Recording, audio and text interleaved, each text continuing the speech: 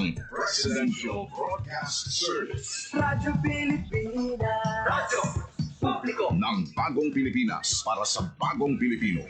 Naghahatid ng mahahalagang balita at impormasyon na guugnay ng pamahalaan sa sambayanan. Tulay sa himpapawid ng serbisyo publiko. Radyo Pilipinas. Radyo Publiko. Ang boses ng Pangulo. Sa Iloilo, Radyo Pilipinas. 585 AM. Oras mga 2:06 sa hapon. Mga labing ulihing nga hitabo, hibaluon, mga hangka at tubangon, mga bagay nga importante, aton ginahanungan, aton ginabantayan. Ululupod kita sa Bantay Banwa, Bantay Banwa, ang programa na magatulong sa inyo sang labing ulihing nga balita, mga panugyan o kampanya para sa kayuhan sang tanan. Ikaw, ako, kita, Bantay Banwa.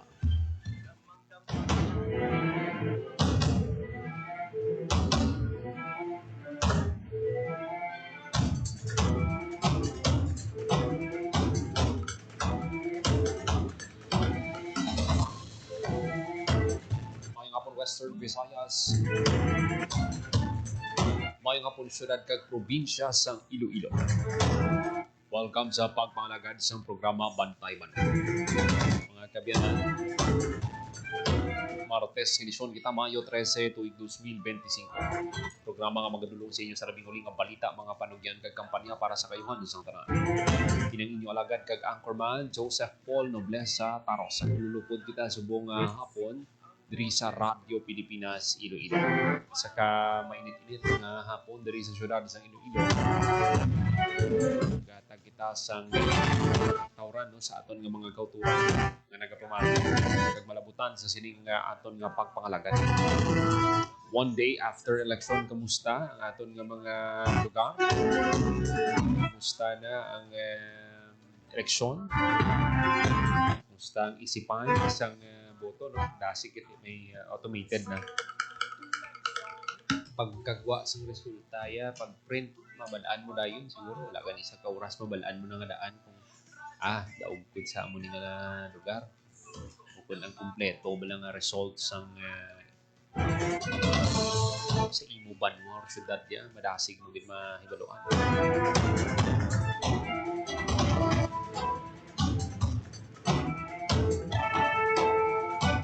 Sa aton nga pagpangalagad, no? At mo antang labuton si Janelle Baclay.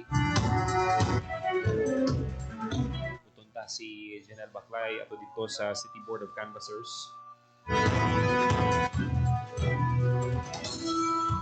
Nung latest dito, no, sitwasyon sa gina-expect na proclamation mga kabyanan sa mga nagdalaog ng opisyal diri sa syudad sa Iloilo.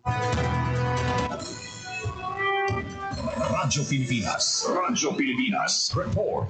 Sa piyak na nga linya, Janelle Baclay sa City Board of Canvassers. Nel, mayong hapon. Mayong hapon, Paul. Bago lang dito na-abot na si Iloilo City Congresswoman Jam Baronda. Ako po si Vice Mayor-elect Lablab Baronda. Kag si City Councilor-elect Shin Marie Mabilog. Nagikan sa Team Bugma, no? Ining tatlo ka mga opisyal ang nagpadulong diri sa MedEd Jubilee Hall. Amot lang po kung makita mo sa aton sining litrato, nakasuksok ini isang color red nga bayo si Vice Mayor Lablab Baronda kag si City Councilor Shin Marie Mabilog kag si Congresswoman Baronda ari man diri si City Councilor Orminico Baronda. Ang matabo diri Paul ang sitwasyon diri sa may DepEd Jubilee Hall kay dugay opisyal nga iga-proklamar sa aton siniya nga katapok sang Iloilo City Board of Canvassers ang aton nga mga winners. So pato wala naman problema kay ang 417 ka mga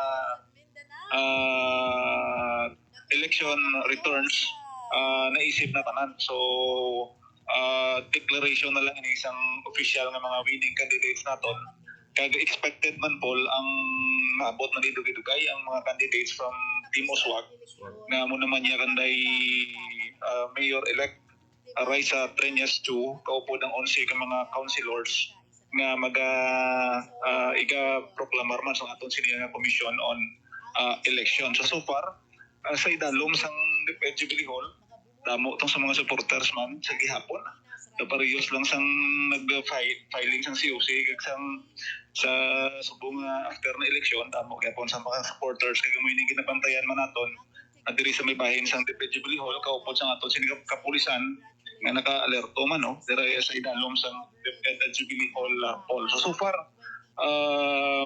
may mga pila na lang ni ka mga ginahulat na lang siguro nga mga dokumento bago ang official racing sang kamot sa aton siniya katapos ang Board of Canvassers diri sa may bahin sa siyudad sang Iloilo Paul.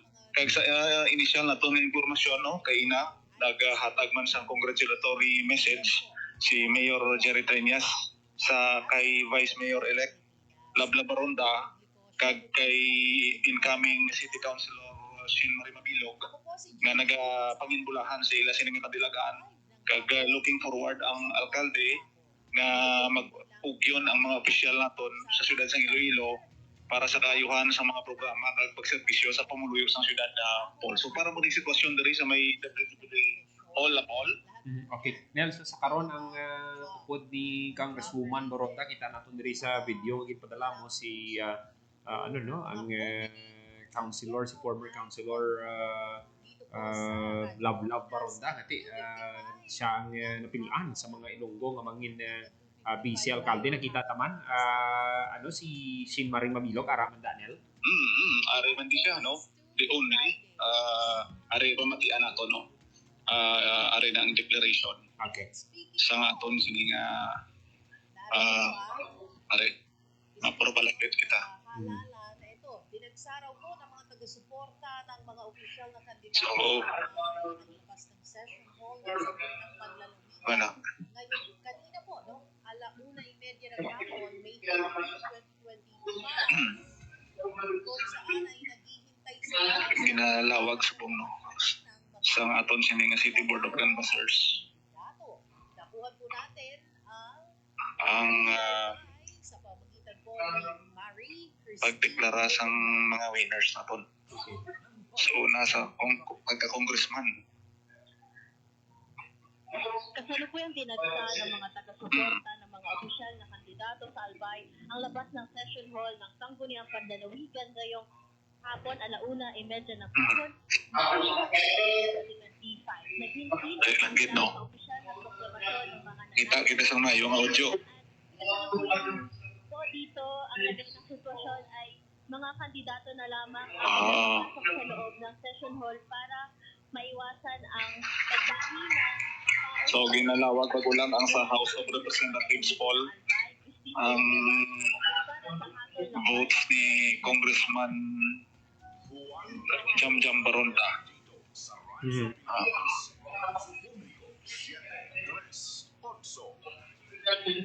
Medyo malayo-layo kita sa sa speaker eh.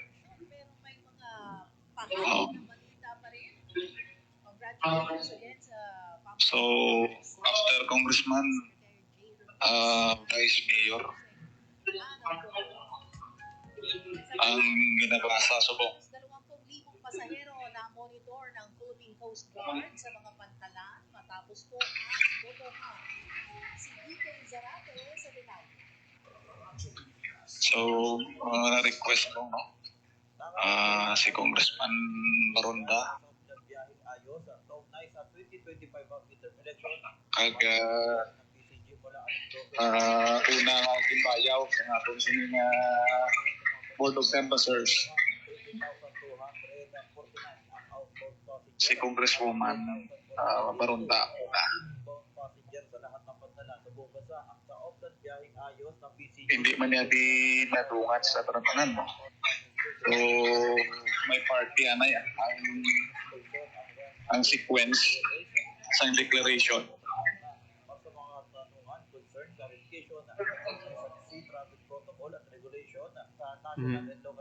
Sige, Paul? Sige Nel no. Maayo man kay ang isagid ka nakita naton nga After balas ng eleksyon, ang mensahe ni Mayor Treñas, ginakongratulate niya ining sa piyak nga grupo. Isa ini ka paagi man nga dapat maintindihan sa aton ng mga tagpalamati ng eleksyon, umalagi lang ni. After sa eleksyon, dapat magbinuligay ang tanan para sa kauswagan sa syudad sa Iloilo. So, kumplito, kita rin ang pamilya ni Congresswoman Baronda, kay Councilor Nick, si Vice Mayor-elect Lablab, ang mga family members, ang full force gid sa sini ng mga tinion.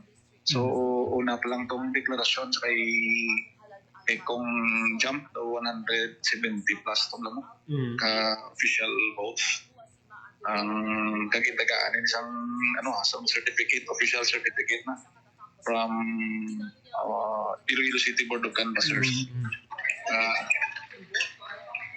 So, baling matabonel, maunay pa-proclaim ning grupo ni Kong Jam Jam. Kagang tinuswag ya later pabalik. Oo. So, next, after sini, masulod naman ang mga another batch of officials, no? So, expect a mayor-elect siguro and 11 councilors ang masunod sini. So, batch by batch na anay. So, tapos ng eleksyon. No, sakto na. Kay dapat linsidihan gid sang aton nga mga kaabyanan. Umalagi lang gid na yan. Yung pagpadala vote nyo, kalmado ka mo dapat eh. Kasi nakita natin itong natabo pala nila sa silay. Kasi may nagtiniruhay itong lahat. So, hindi mo na mabawi. May mga casualties sa ibang lugar. Tumugin na yung pinsaron na itong mga kauturan. Sila nga isa ng Iloilo City Gani eh. Munang sindihan nila. Ibaluon na ito ni Karol. Okay. So, kahit tatlo mo lang ni Sibong ang i-declare. Okay. Oo. So, sige Nel, kaing kaso karon nga matapos ni basi makakuha kita sang sige. dugang mga pahayag from Congresswoman Jam Baronda kay Vice Mayor elect na karon Lablab Baronda kay Shin Marie Babilog. So, nagikan na gid lamang diri Paul, no, sa pinakauling nga sitwasyon sa DepEd Jubilee Hall, Janelle Baclay, Radyo Pilipinas, Radyo Publiko. Madamo nga salamat Janelle Baclay sa report sa sining proclamation no sa mga nagdalaog nga kandidato sa syudad sa Iloilo. May mga halos tanan naman gani ang mga LGUs diri sa aton sa Iloilo naka-proclaim naman. Dasig lang no. Like sa una nga subong sa wala pang automated elections. Misipay pa, dugay pang process pero ti subong yan. Gabi pa lang yan, mabalaan mo na nga okay. Pwede, may chance ako. Alang-alang, tagilid ko.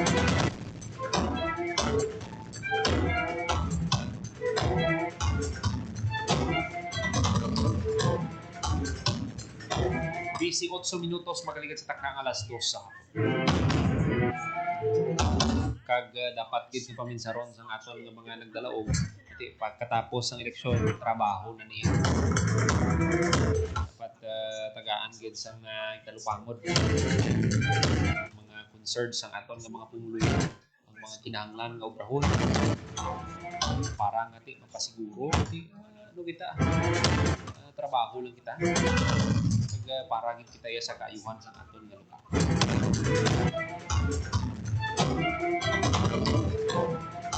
19 minutos makaligat sa takdang alas 2 sa hapon. Dugang ang mga balita sa pagbalik sa programa Bantay Manuman. Ay magdala ng payong, pamaypay o minivan, face towel, at huwag kalimutan ang inuming tubig. Kapag nakaramdam ng pagkakot, matibig magkailo. 1, 2, M. Pahatuon, balikat ulo, kita kwetan, may mga susus. Huwag mong titigan ang hindi sa'yo at maging disenteng tao. Pare, ang catcalling ay isang uri ng sexual harassment. Di biro ang sexual harassment at di nakakamacho ang pang-aabuso. Isang paalala mula sa Philippine Commission on Women at panghimpilang ito. This is a public service announcement.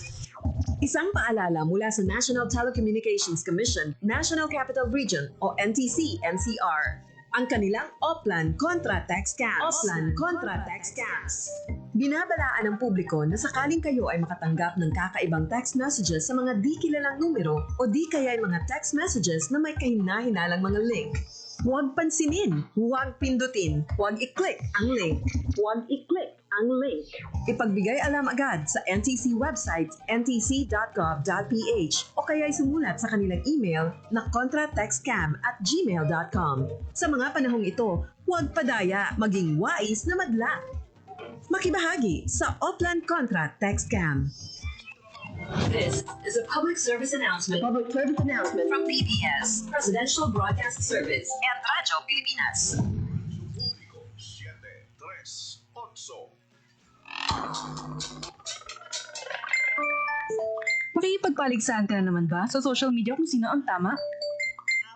Para ang punto mo'y balanse palagi, kailangan mo lang maging mapanuri, magbase lamang sa beripikadong impormasyon at reputable sources. Iwasan na nating makipagtalo. Basta, sa totoo lang tayo. Tiyakin ang katotohanan. Fake news ay labanan. This is a public service announcement by the Presidential Communications Office and the Presidential Broadcast Service. Sana'y tiyakin ng mga magulang kung maipanganak akong malusog. Kumain si nanay ng masustansyang vitamin A panlaban sa impeksyon para din sa mata, balat, bumbunan at mga buto. Ayon, pampabuhay ng dugo at muscles. Ayodin, pang-iwas sa komplikasyon at pagiging abnormal. Importante din ang check-up kay doktor kasi healthy nanay, ganda buhay.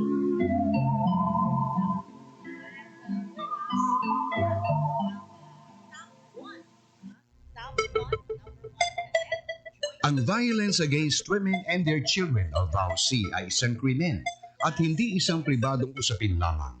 Ito ay nakasaad sa Rule 3, Section 6 ng Republic Act 9262 o Anti-Violence Against Women and Their Children Act of 2004. May obligasyon ako, ikaw, tayong lahat. And vow now. It's our duty. Ang paalalang ito ay hatid sa inyo ng Philippine Commission on Women at ng himpilang ito. Hatid ay balita, impormasyon at sari-saring kaalaman tungkol sa sektor ng agrikultura sa ating bayan. Usapang Agrikultura kasama ang Department of Agriculture. Alamin ang mga hakbang ng administrasyon para mas mapaunlad pa ang iba't ibang industriyang agrikultural at pakinggan ang mga proyektong handog sa mamamayan upang mapalago ang kanilang mga kabuhayan. Usapang Agrikultura, Lunes hanggang Biyernes, alas 5 ng umaga, dito lang sa Radyo Pilipinas.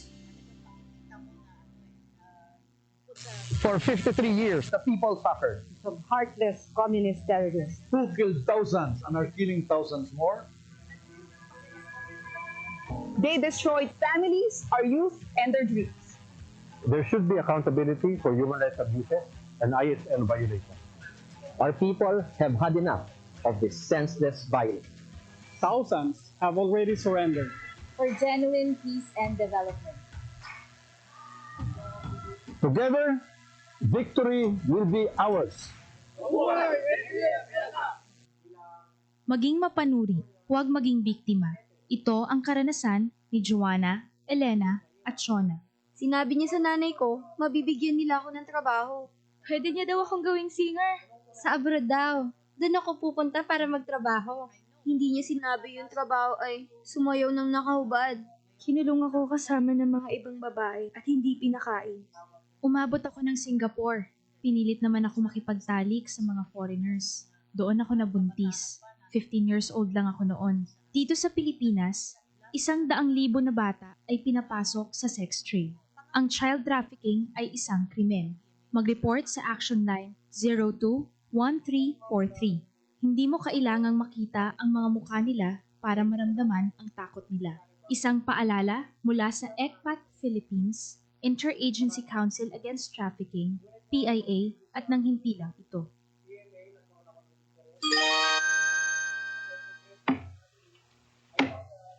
Kuya Bistik, bakit mo pinuputol ang bakawan? Panggatong bitoy. Mabuting bakawan, maningas pag natuyo. Sabi ng teacher ko, mahalaga daw ang bakawan. Oo. Sabi ng teacher ko, dito nangingitlog, lumalaki, at nagpaparami ang ibang mga isda. pati alimango sa mga hipon. Bakit sa kabilang barangay ginawa ng palaisdaan at resort ang bakawan nila? Kaya nga raw umuunti ang nahuhuli nating isda at mga lamang dagat dito. Dapat daw, parusahan ang mga namumutol ng bakawan. Sabi ng teacher mo yon? Hindi. Sabi ni Lolo yun. Lagot! Ayan na si Lolo. Alagaan ang ating mangrove areas. Hindi mapapalitan ng fish pond, hotel at mga resort ang maraming pakinabang ng mga tao mula sa mga mangrove forest. Paalaala mula sa Integrated Environmental Management for Sustainable Development Program, DENR, at ng palatuntunan ito. Nay, anong oras na? Oras ng gumising, anak. Dudong, tabi mo. Nay, anong oras na? Oras na makaahon tayo rito sa palayan. Nay, anong oras na? Oras ng tumaas-taas naman ang sahod ko. Nay, anong oras na? Oras na para sa pantay na sweldo, teknolohiya, titulo, suporta para sa kababaihang magsasaka. Ang mensaheng ito ay hatid sa inyo ng Philippine Broadcasting Service at ISIS International Manila. Ano ba yan? Lubat na naman. Asan ba charger ko? Naka-charge ko lang kanina. Nakasaksak naman habang ginagamit ko. Hala, bakit tayo umabot sa 100%? Oh yeah! Hindi na umaabot sa full capacity ang baterya ng telepono mo dahil palagi mo itong ginagamit habang nakasaksak. Ang magandang senyales para i-charge ang mga mobile devices ay kapag nasa 15 to 20% na lamang ang buhay ng baterya nito. Huwag naman ito palampasin ng 90 to 95% para hindi masira ang inyong mga gadgets. Laging tandaan, sa pagkonsumo ng kuryente, you have the power. Ho-ho! Para sa karagdagang impormasyon at energy-saving tips, hanapin ang Department of Energy sa Facebook o bisitahin ang doe.gov.ph. This is a public service announcement by the Department of Energy in partnership with the Presidential Communications Office and Radyo Pilipinas. Banta sa kalusugan na dala ng COVID-19 ay seryosong binabantayan. Pero huwag kalimutan ang ibang sakit na sanhi ng baha at pag-ulan. Dengue. Dahil sa pag-ulan, maraming mga areas na umiipon yung water. Leptospirosis dito sa Pilipinas, very common sa atin ang pagbaha. Ugaliing maging malinis sa katawan at malinis sa kapaligiran. Sa ganitong paraan, siguradong sakit ay maiiwasan. Hanapin natin yung mga breeding ground where insect repellent, baon tayo ng botan, or hintayin natin mawala yung baha. Ngayon, mas nagugugas yung mga tao, mas better yung hygiene. Tayo ang simula. Sa pagiging malinis at maingat, ating malalabanan mga sakit na hatid ng pabago-bagong pihit ng panahon. Isang paalala mula sa Radyo Pilipinas. Game, 1, 2, and... Pahatuhod, balikat ulo, itapwetan, baywang at susus. Huwag mong itigan ang hindi sa'yo at maging disenteng tao. Pare, ang catcalling ay isang uri ng sexual harassment. Di biro ang sexual harassment at di nakakamacho ang pang-aabuso. Isang paalala mula sa Philippine Commission on Women at ng himpilang ito. Uy, Julie! Isa ng video ni Elma. Ang tulalang-tulala ka dyan. Nina, tulungan mo ako. Akala ko date lang yun. Sumama naman ako. Tapos siret niya ako. Anong gagawin ko? Ano? Pumunta sa inyong barangay o Police Women's Desk o sa DSWD na may serbisyo para sa mga biktima ng rape. Ang rape ay labag sa human rights at ng anti-rape law. May obligasyon ako, ikaw, tayong lahat. And vow now. It's our duty. Ang paalalang ito ay hatid sa inyo ng Philippine Commission on Women at ng himpilang ito. Alas 2 sa hapon para yung mga nagpapamati sa Gapon sa programa. Bakit mo pinuputi ng bakawan? Kami na sa syudad, sa probinsya sa Iloilo. Kami ang mga nagpanguna sa probinsya sa Iloilo, mga kandidato na nagpanagan senador. Mga kabilang nagpanguna no, sa butuhay no, sa pagkasenador sa Iloilo, si former Senator Bam Aquino. Nagkuha siya sa 552,888. 552 3 Nagapangadwa si Kiko Pangilinan. Nagkuha sa boto nga 412,588. 202 votes. Nagapangatlo si AXIS Party List Representative Erwin Tulfo, nakakuha sang 407,317 votes. Nagapang-apat naman si Senator Bongo sa PDP Laban, nakakuha sang 379,664 votes. So, muna no, ang mga nagapanguna na try natin check ang top 5.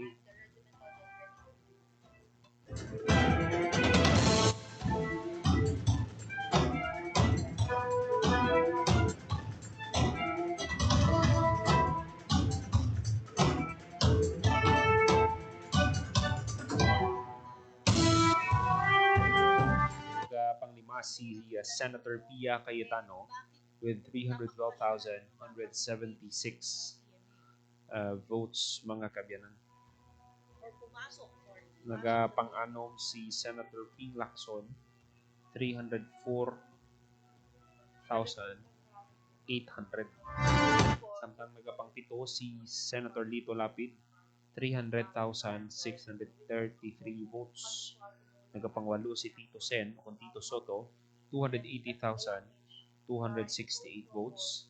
Nagapangsyam si Camille Villar with 275,636 votes. Nagapangpulo, mga kabyanan, sa Dirino sa aton sa Iloilo si Manny Pacquiao with 275,341.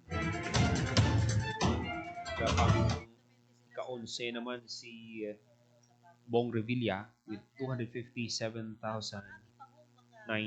votes.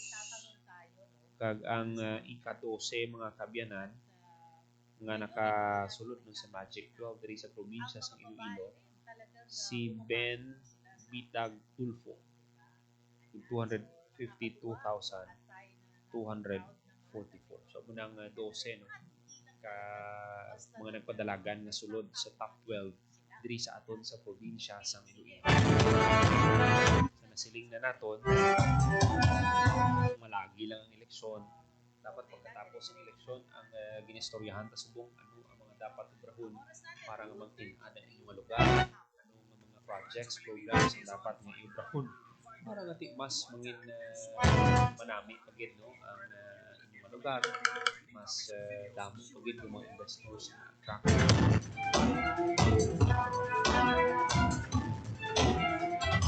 Kung basihan naton diri ang transparency server naman niya, ang transparency server sa COMELEC ang aton basehan, no, sa sining results sa pagka senador. Okay. Sa partial unofficial results, no, partial unofficial results base sa COMELEC transparency server, nagapanguna sa pagkasenador si Senator Bongo, mga kabyanan, 26,460,405 votes. Nagkapangadua si Bam Aquino, 20,626,012 votes. Nagkapangatlo si Senator Bato de la Rosa with 20,248,364. Ang abanse, kung hindi kita magsala, mga ara sa 377,000 ang abanse ni Bam Aquino kay Bato de la Rosa. Nagapang-apat si Erwin Tulfo with 16,802,731. Malayo-layo gawang abanse ni mga 3.4 million. Pero ang abanse naman ni Senator Bongo kay Senator Bam, ano man, mga malapit man 6 ka milyon. Sabi, no? Ikalima, si Kiko Pangilinan, Senator Kiko, 15,078,677. Nagapang-ano, mga kabyanan, si Rodante Marcoleta with 14,894,426. Kapito si Senator Ping Lacson, 14 million amo ning balantayan no. Ang 7 to 12. Kaya nga abanse wala dokto di kita mo nakadalag po ang abanse. Si Senator Ping may 14,847,559 kung makita niyo sa screen. Muna no ang sa COMELEC Transparency Server nagapangwalo si Tito Soto na may 14,588,679. Ang abanse lang mga may 300. Si Pia Cayetano 14,297,000. Si Camille Villar 13,348,000. Lito Lapid 13,107,000. Si Amy Marcos 13,026,952. Tinguan taman nga kwao no kung sino ang ara sa top 15. Parang parang lantawon ta mga kandidato bala sa mga tutura nato basi nga expect pa bala nila nga maka sulod ang ilang mga kandidato no. Okay, dahil lagi. 36 minutos magaligid sa takdang alas 2 sa hapon.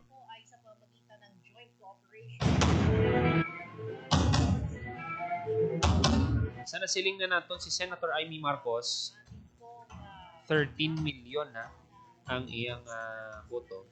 13,028,580. Ang nagasunod sa iya si Ben Vita Tulfo utod ni Erwin may nakuha nga boto nga 11,880,000. So kung pasihan naton ang abanse mga dira sa mga 1.1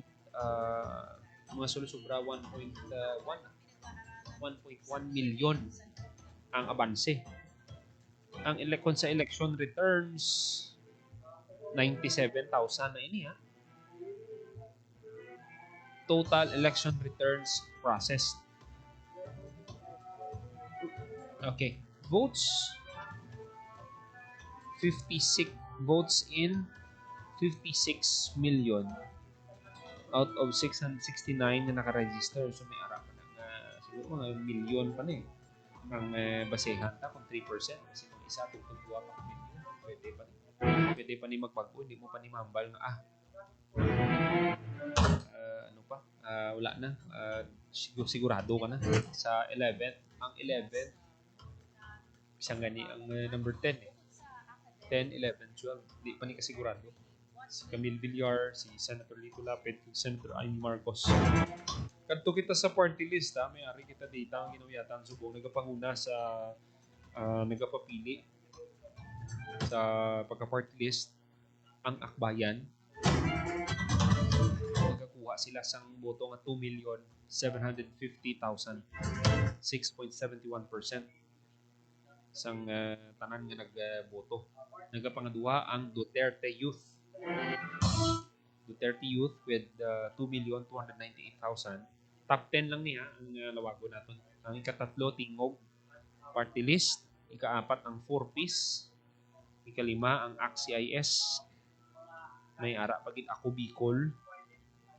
Uswag, Ilonggo. Ang Uswag, ika-anom ini sila. 3, 4, 5, 6. Kapito, ikawalong, Solid North Party. Trabaho, Party List. SIBAC, PP Senior Citizen, Malasakit Bayanihan, ML. FPJ Panday Bayanihan, United Senior Citizens. Co-op Natco, LPGMA, Ako Bisaya. CWS, AKAP, Pinoy Workers, Asenso, Agimat, Sagip, TGP. One Rider Party List, Kamang Gagawa, GP, kung galing sa puso. Padamo sa mga party list. So depende na sa boto nga makuha nila kag kung ang top 1 hindi ko magsala tatlo gid niya ka seats ang kwao nila. Ang iban may ara ang mga party list na duha lang ang makuha kag ang mga nabilin isa-isa sila. So marami gid patapos ng eleksyon ang time na nga pulupaugay man ang mga kandidato sa pagpangampanya hindi ba lang ilang mga plano sa ilang lugar.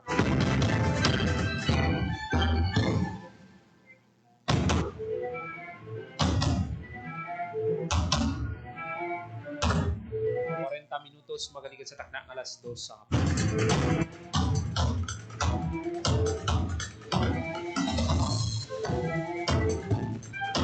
Sa ibang panaton nga balita mga kabyanan, ari ang 43 no kay LGU sa probinsya. Ito muning mga naproklama na sa pag-ulang natapos nga eleksyon. Dala na diri ang mga ula kontra. Sa First District sa gihapon, Jennifer Garin Culada. Sa Igbaras, si Mayor Vicente Escorpion.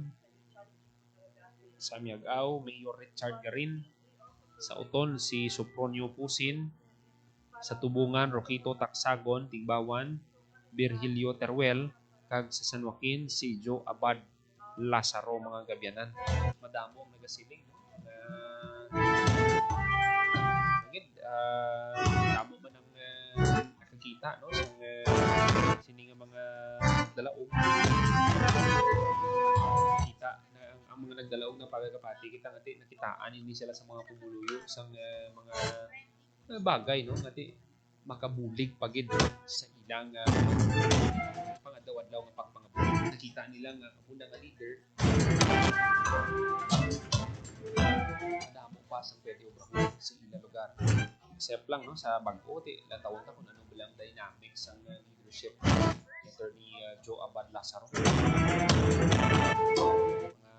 3,000 nga banse ni Attorney Joe kay board member Val Serag Banwa sa San Joaquin. Samtang sa second district naman sa Alimudian si Mayor Ayan Kenneth Alpeche, sa Liganes Vicente Haen II, sa Leon, Marialina Hulipas. Sa New Lucena, si Carl Vincent Mundihar. Sa Pavia, si Lawrence Anthony Guriseta. Sa San Miguel, si Bonifacio Salapantan Jr. Sa Santa Barbara, Dennis Superficial. Kag sa Saraga, si Maria Jofel Suldivilla. Sa 3rd District, re-elect naman si Mayor Suset Mamon. Sa Badiangan, Mayor Iko Calvo. Si Mayor Francis Amboy. Rafael Enrique Lazaro sang Putotan, Mayor Raynor Gonzales, Elizalde Pueyo sang Kabatuan, sa Bingawan naman si Mayor Matt Palabrica, Haniway, daugman si Mayor Paulino Parian, kag sa Mina si Mayor Ray Grabato.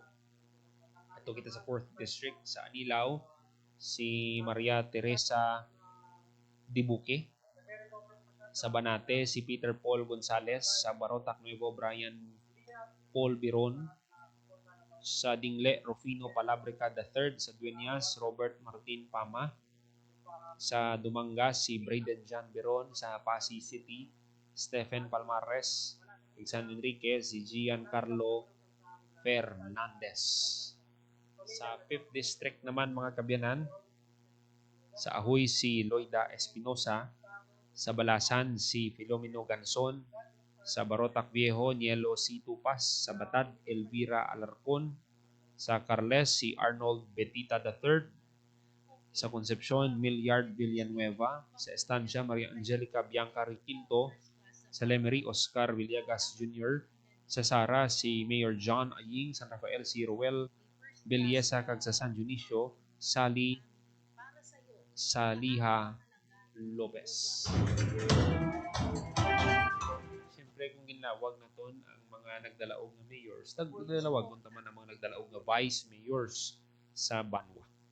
Sa mga Banwa sa probinsya sa Iloilo, sa Gimbal, si Vice Mayor na subong, Vice Mayor-elect Tingting Garin. Ibaras, si Sherwin Paul Kidato. Sa Miagao, si Maria Salve Napod Pechayco, si Doc Salve. Sa Uton, si Jose Neil Olivares. Sa Tigbawan, si Vice Mayor Lujen Ortiliano. Sa Tubungan, si Leo Cesar Taipen. Kag sa San Joaquin, si Ivy May S. Crespo. Sa 2nd District, Vice Mayor sa Alimudian, Kalay Olonsabes. Sa Leganes, si Lyle Bartolome. Sa Leon, si Ray Capake. Sa New Lucena, si Isabelo Acolyador. Sa Pavia, Edsel Heroche. San Miguel, si Rochin Sherwin Sanchez. Sa Santa Barbara, Ramon Soliano. Kag sa Saraga, si Michael Omar Lacson. Sa 3rd District, ang mga Vice Mayor sa Badyangan si Silas June Noblesa, Binggawan, Elizabeth Osenia, Kabatuan si Patrick Anthony Tobias, sa Kalinog si Julius Andro Castaños, sa Haniway, Felizardo Amigable Jr., sa Lambunaw si Vice Mayor Alvin Losaria, sa Maasin Vicente Albacete, sa Mina John Michael Defensor, kag sa Putotan Romualdo Joselito Ilisan. Kita sa 4th District mga kabyanan, sa Anilaw si Laika Joy Dibuque, sa Banate si Filimon Iran Jr., sa Barotac Nuevo si Hernan Biron Jr., sa Dingle si Kindialemo Villanueva, sa Dueña si Aimee Paz Paduhinog, sa Dubanga si May Vice Mayor Onalgola, sa Pasig City Eliezer Chavez, sa San Enrique si Vice Mayor-elect Rosario Mediatrix Fernandez. Subong siya pang mayor, no? Sa San Enrique. Kato kita sa 5th District, sa Ahoy, sa mga nagdalaog na Vice Mayor. Sa Ahoy si Vice Mayor-elect Jet Rojas, Manuel Ganson sa Balasan. Sa Barotac Viejo si Vivian Buenavista. Sa Batad si Stephen Michael Andrade. Sa Lemery si Lowell Arban. Estancia si Mark Joseph Cordero. Sa Concepcion, Jubilin Estrada. Sa Carles, si Earl Patrick Bitita. Sa San Dionisio, Cash Hakumina. San Rafael, si Roberto Villasa Jr. kag sa Sara, si Ryan Cerrudo. So muni, no, mga nagdalaog mga kabyanan sa probinsya sa Iloilo.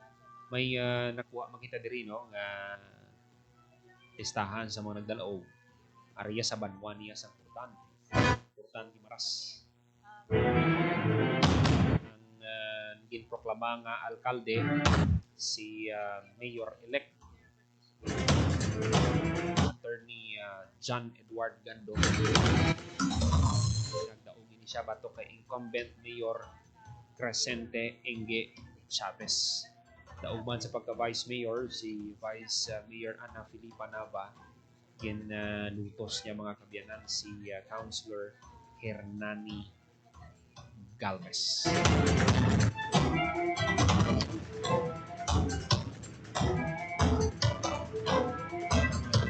Konsehal si Katia Delgado, si Jerry Gaitan, Francis Corpus, Nunoy Vito Atienza, Chip Cruz, Christian Infante, Bebet Ganghe, kag Rolin Faith Del Yaban Sayo.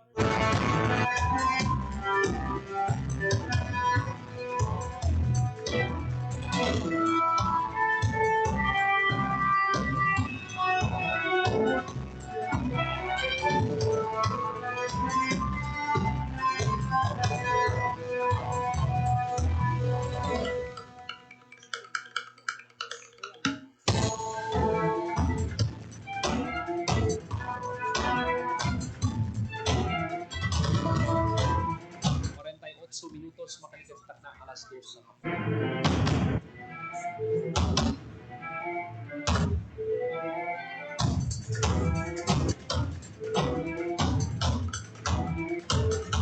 Sa probinsya sa Antique, dako na sang abanse ni former Congressman Paulo Javier sa pagkagobernador kontra kay former DILG Undersecretary Jonathan Han sa pagka-kongresista naman sa Dome District sa Antique. Nakuha ng abanse sa karon ni incumbent Congressman Antonio Agapito Legarda, si AA Congressman AA Legarda kay Governor Rodora Cadiao. Samtang sa pagka-Vice Governor naman nagapanguna si former Caluya Mayor Genevieve Reyes. Sa gobernador naman sa probinsya sa Guimaras, nagapanguna si Lucille Nava. Samtang sa pagka-kongresista si JC Raman.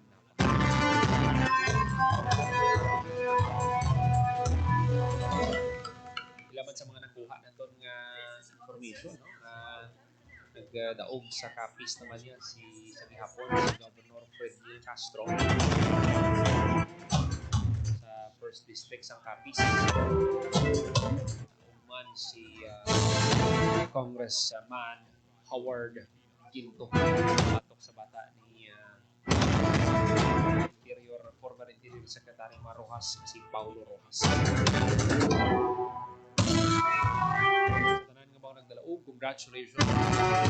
Sa tanan nga mga nagkalapir, better luck next time. Higit pagdigdibuan ng kalutusan. Kapati kita nga may purpose. Ang Ginoo nga nagkirdig. Pinagbinagan nila ka. Next na kamo. Sa nasiling na naton, pag minato ginasulit diri sa aton nga pagpangalaga. Malagi lang ang eleksyon. Pero dapat tapos ang eleksyon, may nakita nagkapadalo sa isip. Forward na kita para sa uswagan sa atong nga komunidad. Mga kabinang, may nakita sa Chelpo, diri sa atong nga pagpangalaga sa programa Bantay Bantay. Salamatan nato natong mga kaugdanan sa technical side. Engineer Roy Louis kay Bang sa studio sa transmitter Mr. Vermor Aventura. Para sa Bagong Pilipinas, Joseph Paul Noblesa Tarosa, Radio Pilipinas, Radio Publiko. Radio Pilipinas, Radio Publiko. Radio Pilipinas.